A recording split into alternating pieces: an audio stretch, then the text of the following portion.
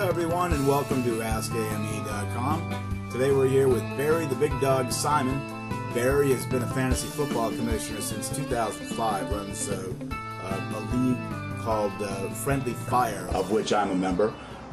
It's your typical 10 guy, throw in some cash league, throw your name in a hat and everybody drafts in the order that they pull them out of the hat. We're going to do a series with the Big Dog on strategies for draft day selection, since that's just around the corner here. Barry, I want to welcome you. Thanks for coming. Thank you. Are you getting things in line for this year's fantasy draft? And I'm working on it. I haven't delved into it too much yet, simply because I still have a little bit of time, but I'll be, the next month, 6 weeks will be extremely busy, and looking forward to getting it started. We want to talk about running back strategy, particularly as it relates to tandems, which are becoming more and more popular in the NFL, and also how those tandems play out on your fantasy team when you're doing a draft or your opponents. So, Barry, what are the advantages to a running back tandem? Well, there's two ways to look at it. The first way is if you're looking at it from the NFL, the actual NFL team, and the second perspective is from fantasy. With an NFL team, the advantages of using a running back tandem are fairly obvious. Keeps your running backs fresh. You can use different running backs with different styles. Throws off your defenses. It also tires your defenses because you've got two fresh legs coming in all the time, where your defense pretty much stays on the field most of the time. And, it confuses defenses as well if you have running backs with different styles.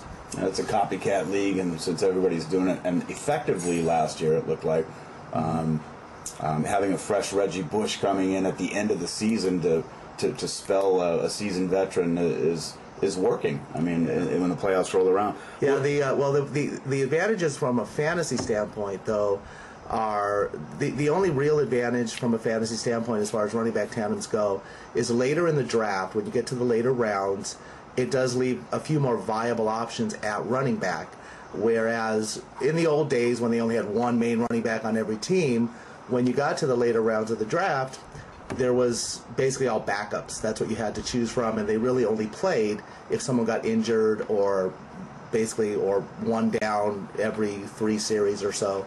But from a fantasy standpoint, if you have a lot of these tandems going on, you can get a running back later in the rounds, later in the draft, that will actually be productive, that will play more downs or just a few less downs than the starter. So when they're running back tandems, you can get a sleeper late in the draft who may be productive and who could actually give you some points. For instance, a situation where Minnesota has the workhorse Chester Taylor, but they picked up a speedy back named Adrian Peterson, right, who could really make a difference, especially catching the ball out of the backfield, that sort of thing, the way Reggie Bush did last year. Yeah, well, I think Adrian Peterson, though, is actually going to be fairly highly drafted. I think he'll be drafted higher than Chester Taylor in a lot of drafts. You're talking about the fantasy drafts. Fantasy drafts. Number 7 for Minnesota. Correct. I think, yeah, in fantasy drafts, he will be drafted, I think, higher than Chester Taylor in a lot of drafts. But they're both going to be carrying the ball, and they're both going to be utilized in the offense. It's amazing that you think they'd take a rookie over Chester Taylor, who had a huge season last year, didn't he? He had a good season. He had a very good season.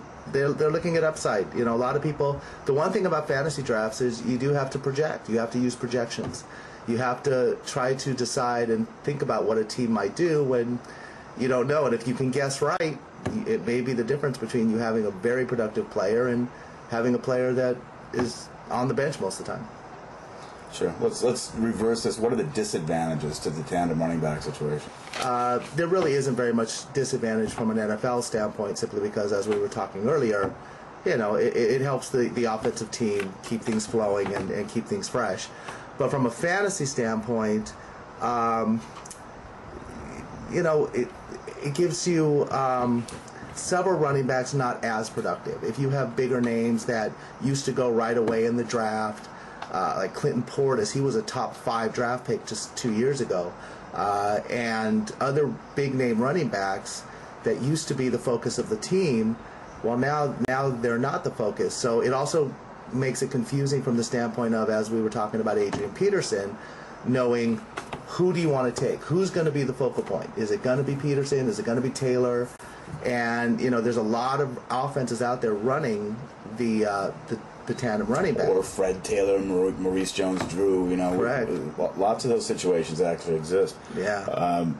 One other NFL disadvantage is that it does give some of these backup running backs who used to be backups more exposure.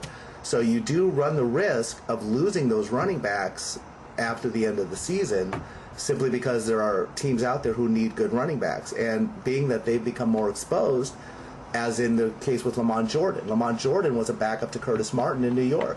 But when Curtis Martin got hurt, he played very well. And then the Raiders gave him a fairly large contract as a starter, to come over as a starter.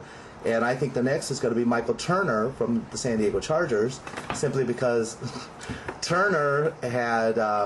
they had to pay Turner quite a bit of money, and the same thing with Liddell Betts. And run the risk of losing him next season for the right to hang on to him. Yeah, they had to pay big money to their backup running backs simply because they didn't want to lose them.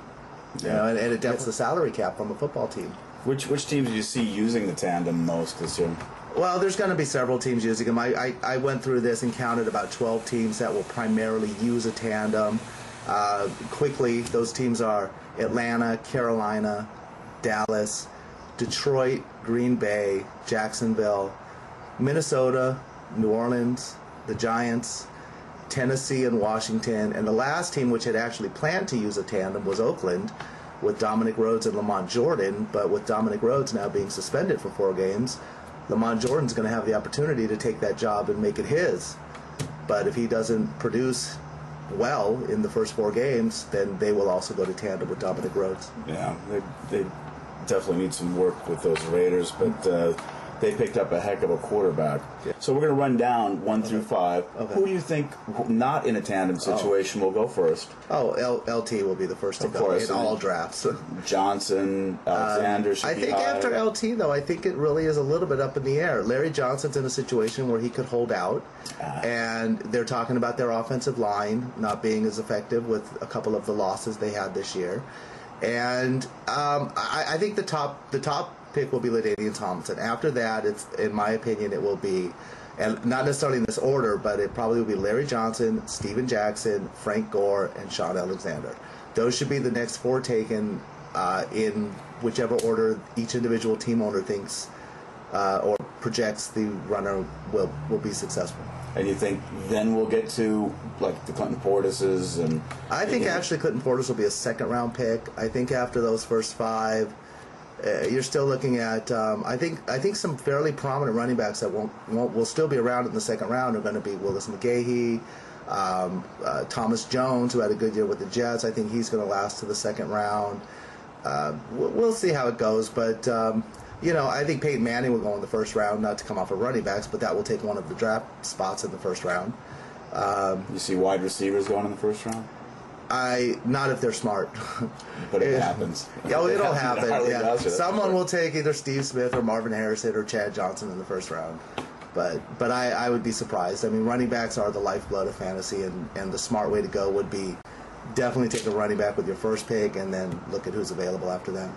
All right. Well, I guess just to wrap this up here a little bit, which NFL teams do you think will use the tandem situation most effectively this year? I truly believe that there are 2 that will stand out. The first one will obviously be New Orleans, simply because they're going to find a way to get Reggie Bush on the field other than in the running back mold. Deuce McAllister's been effective last year, had double-digit touchdowns. Reggie Bush is the up-and-coming. He's the one they want to really focus on. And I think it will really work for New Orleans because you can't focus on one or the other. You have to try to focus on both. And Reggie will be coming out of the backfield catching more passes, but Deuce will be the pound-it runner who will be the goal line man and also get the first downs when needed. The other one's Washington, simply because Liddell Betts broke out last season. After Portis was hurt, Betts came on, averaged over 100 yards a game the last 4 games that he played. He helped my fantasy team. I picked him up on the waiver wire, and he helped me get to the playoffs last year. And I think that being with the money that they've laid out to keep him, he's going to be involved more. I think Portis will be the man, will do most of the carries, but I think Betts will be fully involved in that offense a lot more than he has been in the past. Plus, Portis is prone to injury. He has been the last 2 years. So that could also dictate how much playing time Liddell Betts gets. Jacksonville's the last one. Jacksonville, I think, also.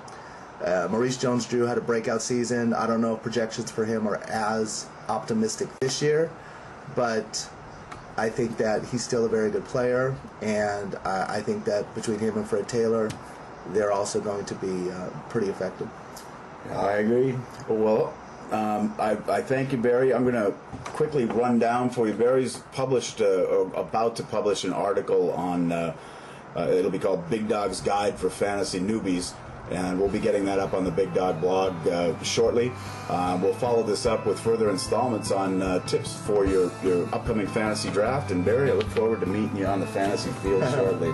Yeah, me too. It'll be fun. I'm very much looking forward to the fantasy season starting and getting this going. Those 5 months are the 5 months I look forward to most of the year.